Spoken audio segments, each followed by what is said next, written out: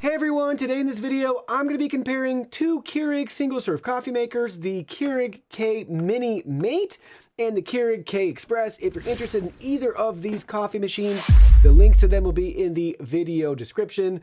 So, our K Express has 7 different color options. The K Mini Mate has 4 different color options. You can pick and choose the right color for you. Let's go ahead, let's take a look at both machines and see their similarities and differences. So first things first, right out of the box, what you see is what you get. So the K Mini comes with your quick start guide, some coupons, and some additional product literature. The K Express comes with a quick start guide, some coupons, and some additional product literature as well. So very similar. Also, before I forget, I want to mention the power cords are going to be a similar length, but the K Express technically has about 6 extra inches in cord length versus the K Mini Mate. Moving along to the top of both units, they follow a similar design with a liftable lid where we can insert our K-cups to brew. Both of these plastic pieces do come out for easy cleaning. They have the Keurig logo and branding up at the top. But on our Mini Mate unit, this is actually your brew button as well. This is just a logo on the Express. All of your controls are on the side, which we'll get at here in a minute. Both have a removable lid on the water reservoir and tank, but I like the Mini Mate's design better. It even says Mini on the lid. Just having that point to grab is a lot nicer. I wish this had it, even though they do have the side, which makes it very easy as well. But this is just a nice touch, in my opinion. Both water tanks are removable. This one is substantially larger.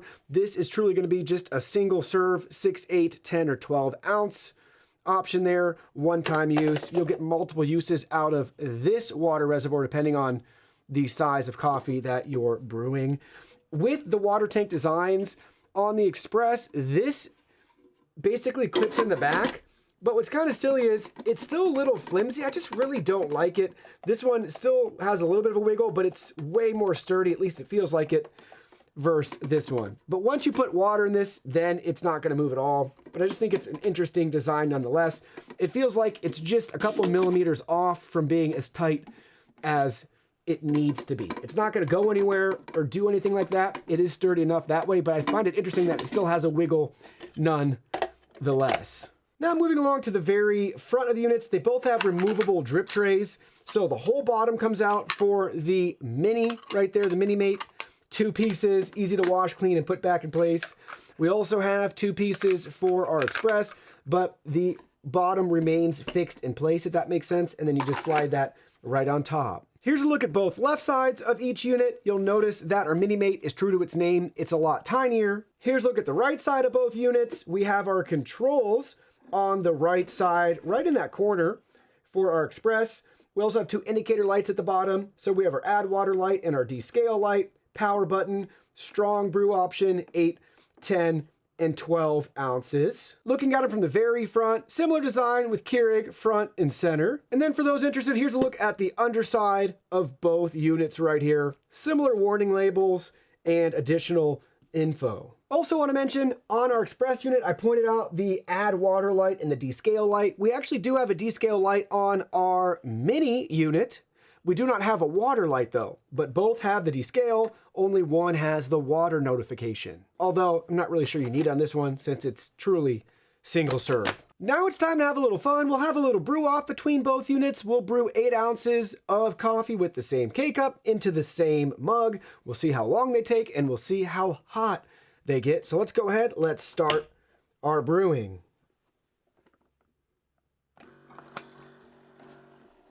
Okay, they're both wrapping up around the same time. This machine's still making noise. So is this one. Okay, and then now we have 1 minute 12 seconds versus 1 minute 17 seconds, give or take a little bit right there between the two. So they're going to be eerily similar to each other in brew time. But let's go, let's see how hot they get. Okay, we're showing 158.5 so far for our K Mini there. Let's try that again on the other guy. Coming a little bit hotter here so far, almost at 165. Still climbing some. 166.1. So similar to each other. We did this test earlier as well, and the Express tended to be a couple degrees warmer. This one peaked at 168 and this one peaked at 172. So they're going to be within that 150 to probably 170 range for your cup of coffee. On any given day, typically your Express version is going to be running $15 to $20 more expensive than your K-Mini Mate. It really just depends though, again, day to day, but usually this one's going to be that $10, $15, $20 less than the Express. If space is a premium and it's truly just single serve, that's all you need, this is the way to go. Small, compact, very easy to use, just simple and really well designed. If you prefer to have more control, you want those indicator lights, and really the key with this one's going to be that larger water tank. After using both, I like the simplicity better of the K-Mini Mate, and I'm still a little bit rubbed the wrong way with the water tank design. I'm not really sure why. It's not a big deal, but for some reason it still bothers me. But overall, it really just comes down to space saving and truly single serve. Do you want more control and a larger water tank?